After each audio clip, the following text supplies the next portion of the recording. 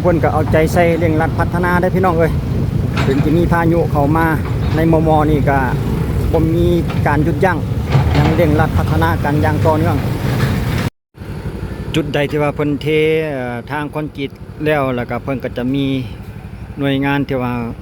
มาล้างทำความสะอาดได้เนาะเด็กเพิ่นจะมีรถน้ำคอยฉีดไหลทางแถมทางตัวที่ว่ามันมีเศษดินเศษทรายเนาะจะมีหน่วยงานรถ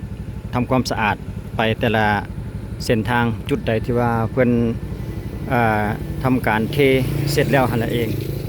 จุดนี้ก็คือจุดบ้านโน้นสะอาดอยู่เนาะ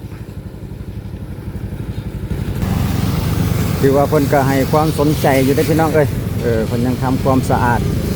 เพื่อบ่ให้มันเปื้อนไหลทางนั่นเองเนาะเพิ่นก็จะฉีดไปเรื่อยๆแต่ละมือเราสังเกตเห็นหลายมือที่ว่าเพิ่นทำความสะอาดลักษณะนี้นี่เองเดี๋ยวเราจะเลียนกลับคืนไปอีกจุดเก่าจุดเดิมคือสี่แยกไฟแดงบ้านโน้นสะอาดอีกทีหนึ่งพี่น้องล่าสุดเพราะว่ามือนี้คือสิไปไกลบ่ได้หรอกเพราะว่าพายุบัวลอยเขา ฟ้ามืดเบิดทิพย์เลยบรรยากาศตอนเช้าของวันจันทร์ที่29พี่น้องคลิปนี้ลงย้อนหลังน้อยนึงรู้สึกว่าท้องฟ้านี่จะมืดมัวเลยเพราะว่าพายุบัวลอยเข้ามา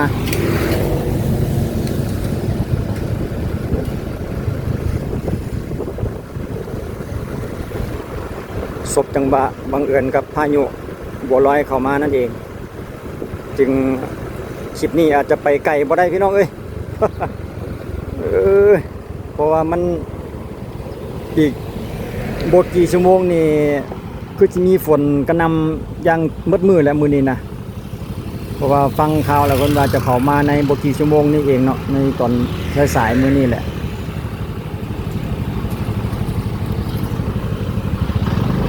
เดี๋ยวเขาจะเปลี่ยนช่องทางเขาจะเดินลงไปทางเส้นลุม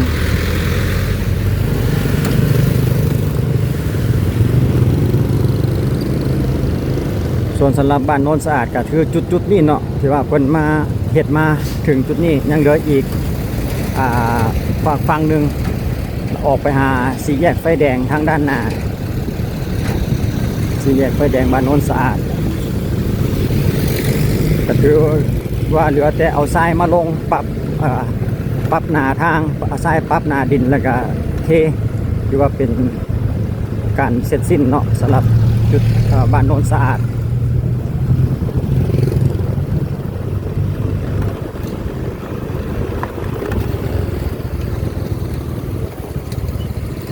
คลองน้ำเพื่อนนี้ก็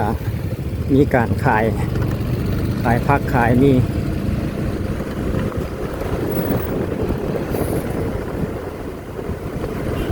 ในเวลานี้เนี่ยก็เริ่มมีฝนฝอยๆลงมาแดดแล้วได้นี่ในเวลานี้ก็ได้หลังจากนี้เขาก็จะเลียนเลยไปซองเบื้องที่ว่าไปบ้านอุดมพลอีกแป๊บหนึ่งพอเพิ่นเฮ็ดมาฮอดคันใดแล้วเรือหลายเรือหน่อยสำใดเนาะในปัจจุบันล่าสุด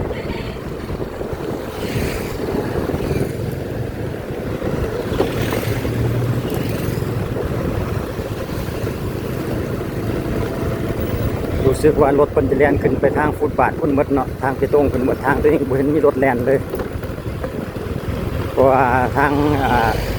งด้านบนเพิ่นสามารถปล่อยให้รถแล่นได้แล้วเนาะโอ้บนห้อยต่ออยู่สี่แยกไฟแดงนี่ก็ยังคือเก่ารถรถแมคโครเพิ่นกำลังเตรียมที่ลอกหน้าซิมังตัวเก่าออกก็จะเทใหม่ให้มันเป็นเนื้อเดียวกัน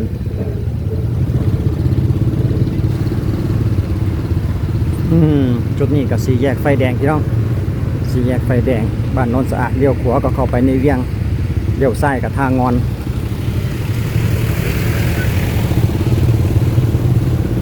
เดี๋ยวเราจะเลียนเลยไปจุดบ้านเขตอุดมพลลาดกว่าอีกแป๊บหนึ่งในปัจจุบัน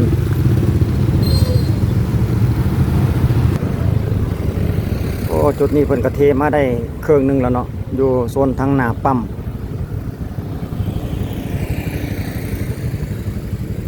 เดี๋ยวเราจะไว้ขึ้นหลังเบิงก่อนแป๊บหนึ่ง เดือนนี้เพิ่นจะกันบ่ให้รถแล่นแล้วเนาะสำหรับเพิ่นคิดว่าเพิ่นน่าจะเท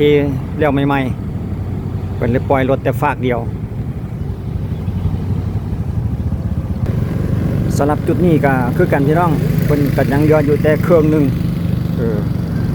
คิดว่าเพิ่นอาจจะชะลอเกี่ยวกับฟ้าฝนนี่คือกันแหละเพราะว่า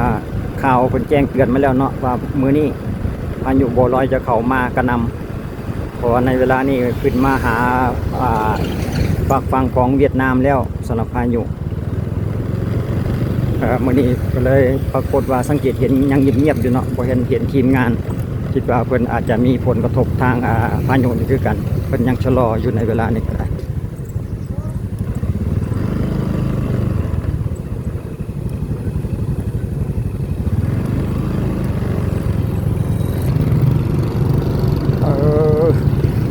มาถึงจุดนี้ก็เทสลับกัน มาเทฝากนี่แล้วก็ยังเหลืออีกฝากกำเบื้องซ้ายนี่เนาะสำหรับจุดที่ว่าเข้ามาเขตต่อระหว่างบ้านอุดมพลนี่ก็รู้สึกว่าจะอยู่ทางจะฮอดหน้าวัดเลยนี่จุดนี้คือหน้าวัดบ้านโนนสะอาดเนาะวัดนันปาซ่าหั่นเนาะสังเกตเห็นเพิ่นเทมาเต็มแล้วจุดนี้แต่ว่าก็ยังมีอีกงานกลางเดี๋ยวเฮาไปเบิ่งใกล้ๆอีกทีนึงก่อนโอ้ยังมีทีมงานอยู่เด้อนี่พี่น้องเอ้ยเด็กคนยังหามเล็กตะแกรงเพื่อไปวางเกี่ยมการเทโอ้คือว่าลงมือเฮ็ดแบบบ่หยุดยั้งเลยถึงแม้ว่าฝนจะตกแดดจะออกเพิ่นก็ยังทำการเฮ็ดอยู่คือเก่าเพิ่นกำลังเตรียมวางเล็กตะแกรงถือว่าหน่วยงานเพิ่นก็เอาใจใส่อยู่ได้นี่เนาะเอาใจใส่เร่งรีบในการเร่งรัดพัฒนาอยู่คือกันทางที่ในเวลานี้เพิ่นก็แจ้งการมาแล้วว่าพายุบัวลอยจะเข้ามาเป็นกำลังชะลอเพื่อจะเอาเล็กข้ามไปในอีกฝั่งฝั่งหนึ่งนั่นเองจะมาวางเล็กตะแกรงอีกหันเราไปเขาจะเรียนเลยไปอีกแป๊บหนึ่งก่อน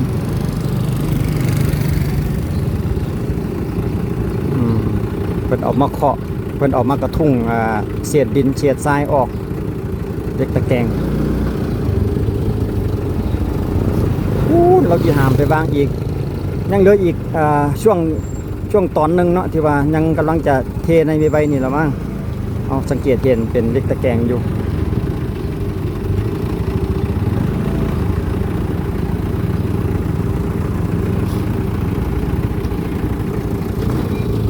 อันนี้ก็แม่นเล็กที่ว่าเครื่องจักรที่ว่าเพิ่นปาดเพื่อแต่งขอบเพิ่นก็เอาใจใส่ดีพี่น้องเอ้ยฝนตกแดดออกเพิ่นก็เฮ็ด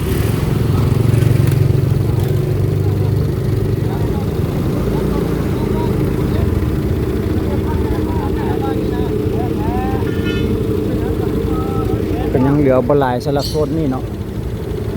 อยู่ทางด้านหน้าวัดบ้านโนนสะอาด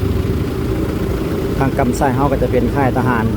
เพิ่นกำลังเฮ็ดประตูโค้งของค่ายทหารเพิ่นกำลังเฮ็ดคือกันเนาะ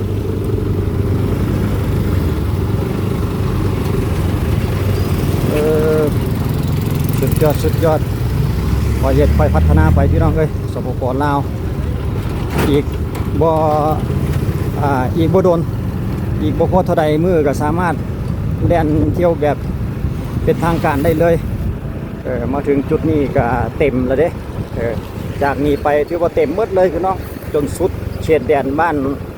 อุดมพลเขตแดนบ้านลาดควายพุ่นแหละจนสุดบ้านลาดควายเลยสำหรับทางลักษณะนี้เนาะเพราะว่าเราเคยสำรวจมาแล้วสำหรับจุดนี้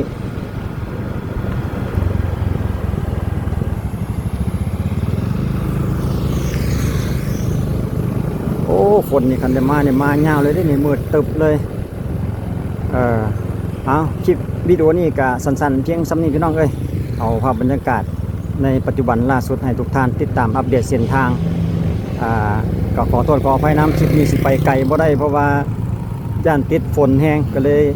เอาเฉพาะใกล้ๆบ้านนี่สกอนจุดเก่าจุดเดิมแต่ว่าคนละเวลากัน